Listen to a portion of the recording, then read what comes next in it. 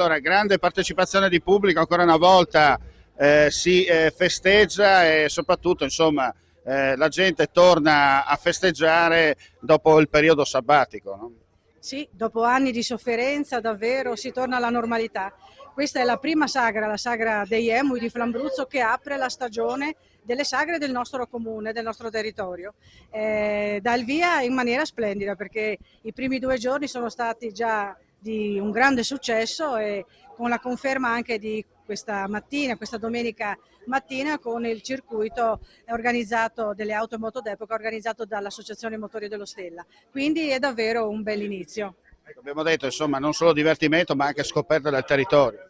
Sì, noi abbiamo un territorio straordinario, ricco di natura e di acque di risorgiva, che merita la pena davvero di essere visitato da chi ancora non lo conosce. Quindi l'invito è rivolto proprio alle persone che ancora non hanno colto questa occasione a venirci a trovare. Perché Rivigliano Teor, come si dice, è aperta tutto l'anno. È aperta tutto l'anno, noi abbiamo eventi e manifestazioni per tutti i gusti e in tutte le stagioni. L'importante è di venire qui a trovarci in una delle tante occasioni che vengono offerte ai visitatori. Grazie, buon lavoro. Grazie.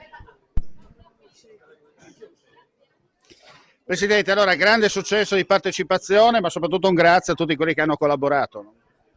Assolutamente, hanno collaborato e tantissima gente, soprattutto i ragazzi del nostro club, che sono stati fantastici su tutto.